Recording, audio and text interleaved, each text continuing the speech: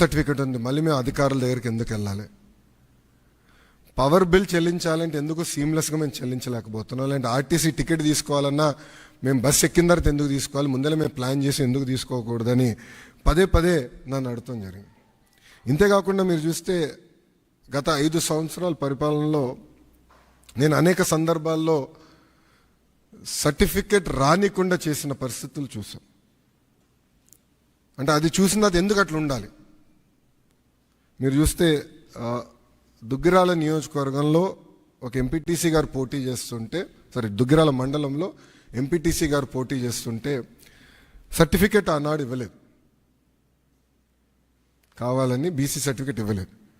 So ఆ రోజు నాకు అర్థమైంది, సిస్టంలో ఒక లోపం ఉంది, ఇది కరెక్ట్ చేయాలి.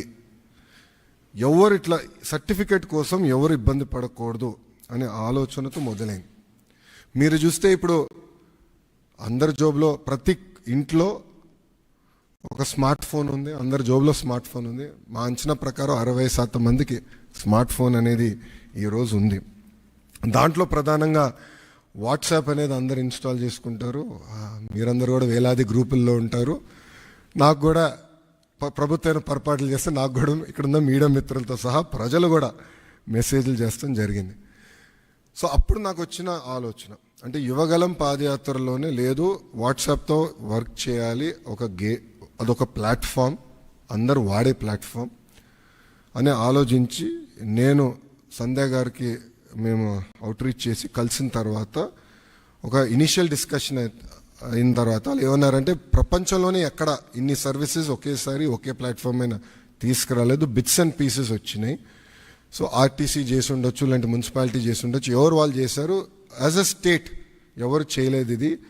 ఇది వన్ ఆఫ్ ఇట్స్ కైండ్. మీరు చేయగలుగుతారా, అవుతుందా, మార్పు మీరు సిస్టంలో తీసుకురాగలుగుతారా అని నన్ను అడిగారు. సో అక్టోబర్ 22, 2024లో ఢిల్లీలో MOU ఒప్పందం కుదుర్చుకుంటాం జరిగింది. ఆ రోజు నేను ఛాలెంజ్ స్వీకరించాను, డిసెంబర్ నెలాఖరికల్లా లాంచ్ చేస్తామని మేము చెప్తాం జరిగింది. వాస్తవంగా 1 నెల ఎక్కువ తీసుకున్నాం. సో 3 నెలలు 9 రోజుల తర్వాత, అంటే MOU సంతకం పెట్టిన 3 నెలలు 9 రోజుల తర్వాత ఇది లాంచ్ చేస్తాం జరిగింది. ఇది మీరు ఒక్కసారి చూస్తే 36 డిపార్ట్మెంట్లని ఇంటిగ్రేట్ చేయాలి. సో ఇది చాలా చాలా కాంప్లెక్స్ ప్రాజెక్ట్. మొదటి విడతలో 161 సర్వీసెస్ లాంచ్ చేస్తున్నాం.